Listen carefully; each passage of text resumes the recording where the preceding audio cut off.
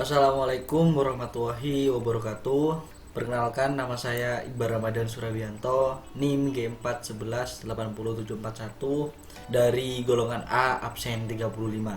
Hari ini saya akan menjelaskan beberapa penataan ruangan unit rekam medis yang ergonomis dan sesuai dengan beberapa aturan yang sudah saya temui. Nah, untuk selanjutnya di sini terdapat beberapa penjelasan yang akan saya sampaikan.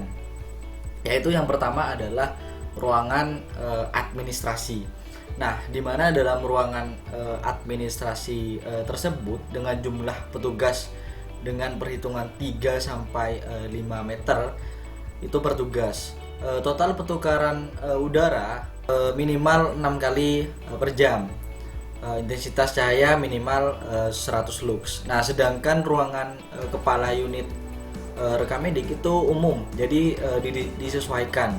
Dan ruangan petugas rekam medik yang bersifat umum serta ruangan arsip aktif sebelumnya di sini menyesuaikan dengan wilayah atau tata letak yang disediakan oleh pihak pelayanan kesehatan, hampir sama dengan ruangan arsip pasif, di mana dalam peraturan tersebut diwakilkan oleh Permenkes nomor 24 tahun 2016. Nah, selanjutnya adalah di sini saya akan menjelaskan beberapa tata letak ruangan menurut keergonomisan peraturan tersebut. Yang pertama di sini adalah terdapat ruangan administrasi. Nah, ruangan administrasi ini memiliki fungsi sebagai sarana dari luar ketika ada beberapa petugas yang ingin meminjam atau mengembalikan berkas rekam medis.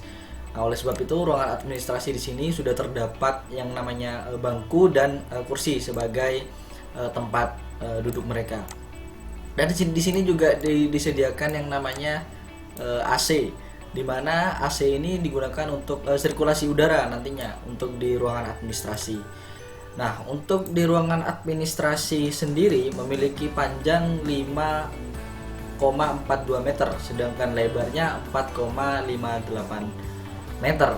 Nah, selanjutnya di sini adalah terdapat ruangan kepala unit rekam medis, di mana dalam peraturan sudah dijelaskan untuk ruangan kepala unit rekam medis ini disesuaikan dengan kondisi tempatnya, di mana sudah terdapat kursi untuk kepala unit rekam medis dan AC yang digunakan untuk sirkulasi udara.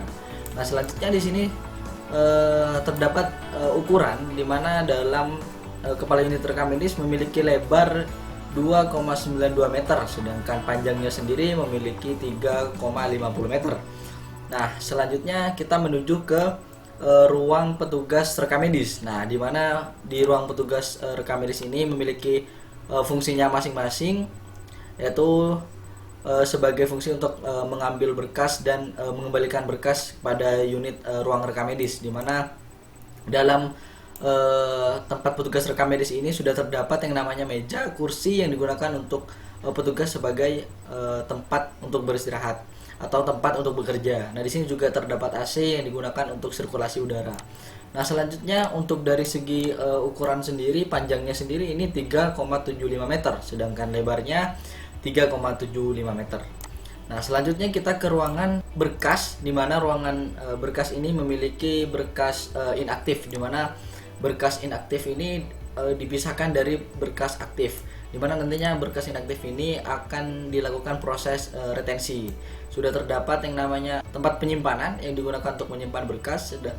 Ada terdapat alat yang digunakan ketika terjadi bencana, entah itu bencana kebakaran atau sebagainya. Nah, selanjutnya sudah terdapat yang namanya AC yang digunakan untuk sirkulasi udara pada ruangan berkas inaktif ini. Nah, untuk ukurannya sendiri, berkas inaktif ini memiliki panjang 3,75 meter dan lebar 3,75 meter. Selanjutnya di sini juga terdapat yang namanya ruangan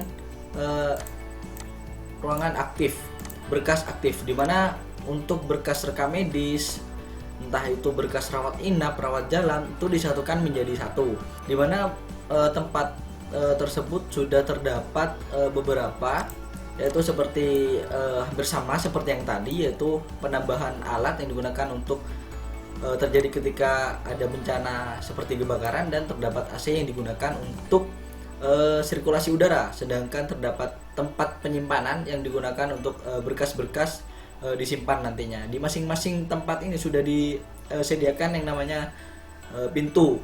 Ya, dalam pintu tersebut petugas bisa keluar masuk, khususnya petugas rekam medis pada saat melakukan pemisahan berkas inaktif dan aktif, ataupun berkas yang ingin diambil ataupun berkas yang ingin dikembalikan. Nah, mungkin itu saja yang bisa saya jelaskan sesuai dengan peraturan Permenkes nomor 24 tahun 2016 tentang tata letak yang ergonomis.